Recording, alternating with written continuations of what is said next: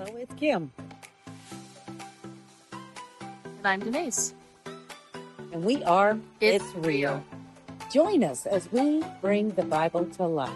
And discover Jesus in both the Old and New Testament.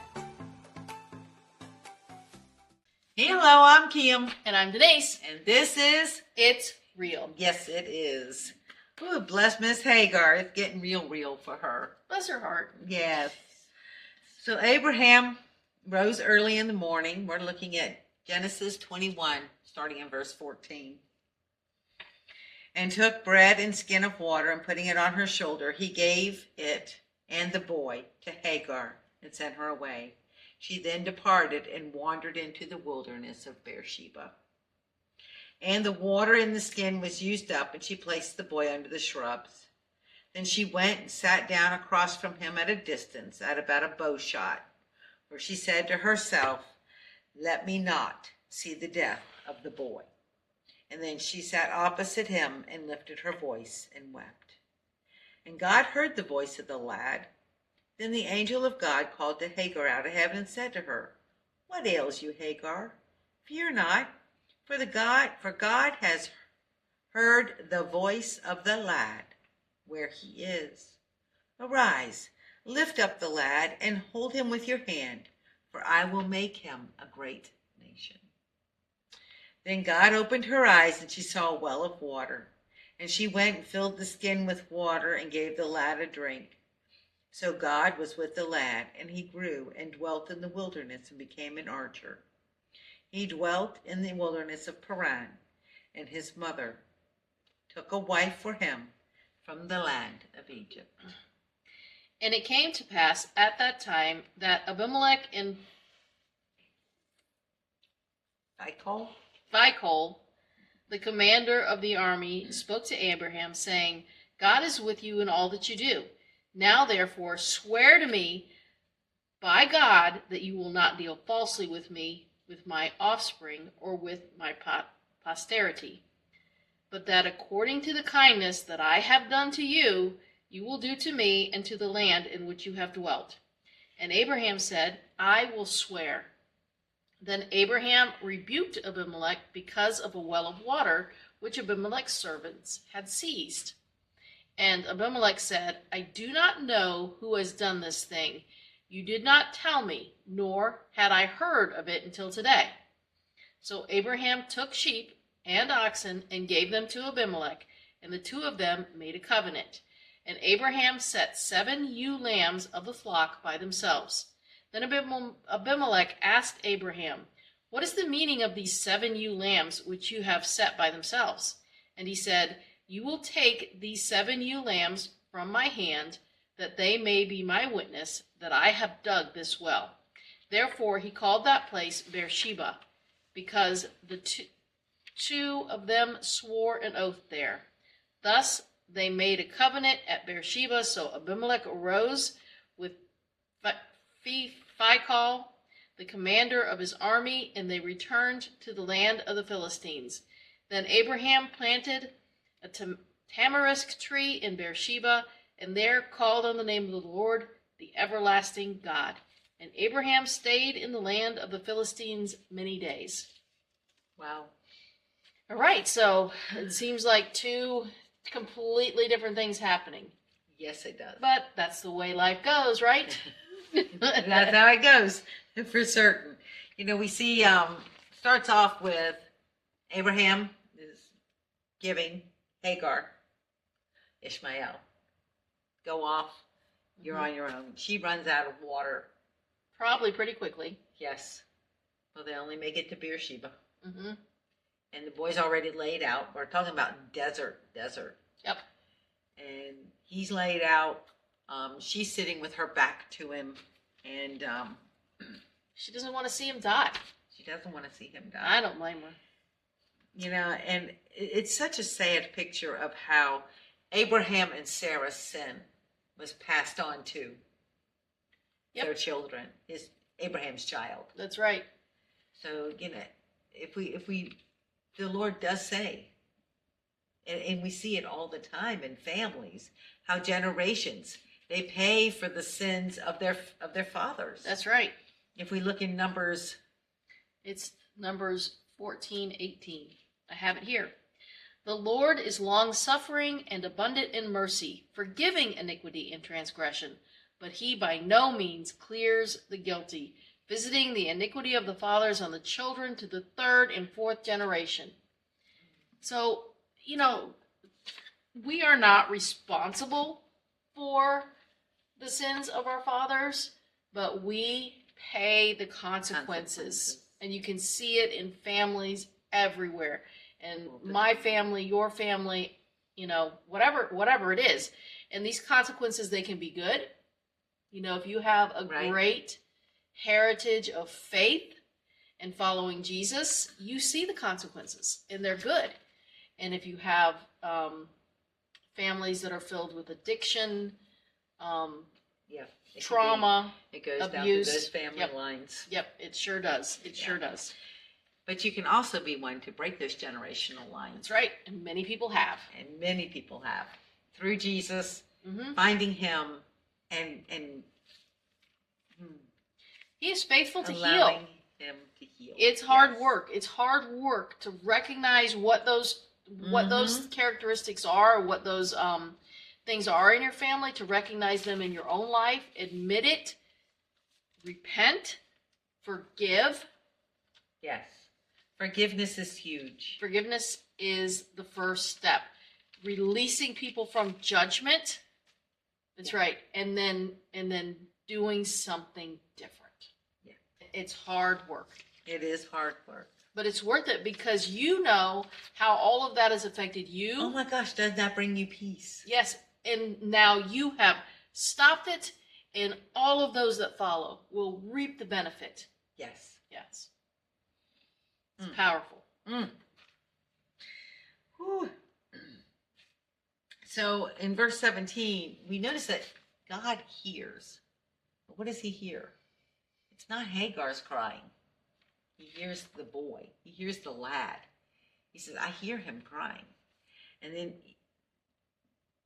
God is going to keep that promise. That's right. To Abraham. And he told Abraham, from your seed would be nations. Would be a great nation. But Abraham, in his sin, now he has the consequences of a son who will also be a great and powerful nation. Yes. That is correct. And God actually spoke those words and promised them to Abraham, so he will fulfill it. So he's not going to let that boy die out there in the desert of thirst, for sure. No, he's not. And so he responds to the cry of Ishmael, because he did. that's the person that he gave the promise about. Ooh, So bless her heart. Hagar, she's sitting there crying, but the father is responding to the lad. But he does speak to her. He does speak to her. He does speak to her and asks her, why are you crying? And he asked her to open her eyes and look. And there was a well. Yep. And I think sometimes the Lord is just waiting for us to come to him for that need. I have a need. I need you to recognize that he is the one who has the authority and the power to fulfill that need. That's right.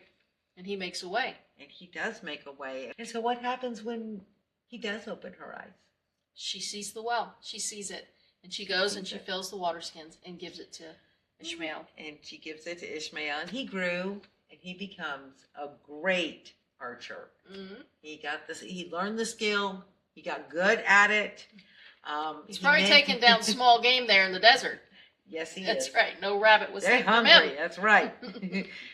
He married an Egyptian. That's right. His mama went to town. Yeah. To the other went country. to Egypt. That's where she was from. That's right. She went back and brought him back an Egypt woman.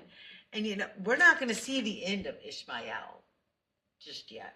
No. We still have Esau. He's going to marry, and we'll get into Esau later. But he'll marry out of Ishmael's family. Yep. Yes. Yes. And It's intertwined throughout the scriptures. yes, it is. Now, do we know if Esau or Ishmael was a believer in God? It never verified that. No. There's nowhere in the Bible that says Ishmael believed. That's right. It But he doesn't. did grow up. That's right. And so, here is a change the scene. So now we're in the very same desert, Beersheba. Yes. Okay. It seems like, Hagar and Ishmael are not spoken of in this section, so it seems like they've made their way out. And so it's kind of like the chapter has two stories is trying to tell at the same time. That's right. So, like it says in in verse 22, and at that time. So this is also going on in the same desert. That's right. Here we are with Abraham and Abimelech. That sounds familiar. Yeah. So these were like titles. So Abimelech means king, and the Phicol means captain of the army. Yep. Yeah. There we are. So here we are with this Abimelech. He's out there, and he's like, Abraham, he's growing. Yes. And why is that important to Abimelech? Because that's his land. That's right. Because when he was messing around with Abimelech's, head by saying it was his sister, at the end, Abimelech says, hey, look around, find the land that you like on my land in my kingdom, and you can have it. And you can have it. And here he is. He's having it. He said, you can sojourn there. So here is Abraham sojourning with the stuff that the Abimelech gave him because of Sarah. And he's growing. He's got family. He's getting bigger. The Abimelech is going, I want to make sure that he knows that he is not going to take over my position. That's right. And that's what he says. He says that in, I think it's verse 22, that he'd set up camp and he will not be displaced. Yes. He's getting a little worried over there. Getting a little worried. So he goes to Abraham and he says, we need to make a covenant. I want to protect my prosperity here. So let's come up with a covenant. I said you could be here, but we have to come up with some kind of... That's right. And within that, there was a dispute over a well. Yes, there was. So we're in the kind of a very arid place. Dry. Yes. And so, we're in the middle of the desert. That's right. So wells were pretty important. Yes, they were.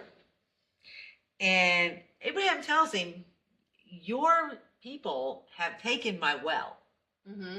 And Abraham is trying to express to him, look, I'm not trying to fight you because I would have been fighting for that well back. But I'm letting you know they took it and I'd like to have it back. But I didn't go to war over that well. And Abimelech, he sounds like a politician. He's like, hey, I didn't know anything about it until I saw it on the news today. I knew nothing about it. That's right. Ooh, that's in verse 26. So, they did. They made a covenant, and here's Abraham. He's like, here's 7 ewe lambs. We're going to sit here, and we're going to have the covenant. Here's 7 ewe lambs. And the Abimelech is like, isn't that kind of odd? Something is important. 7 ewe lambs. What's the purpose of this? And Abraham's like, these are our witnesses. They are no witnesses. We're counting sheep here. And they both agreed.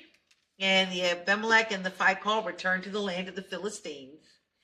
And Abraham planted a tree. And Beersheba means the well of 7. Okay. Because that's the 7 ewe lambs.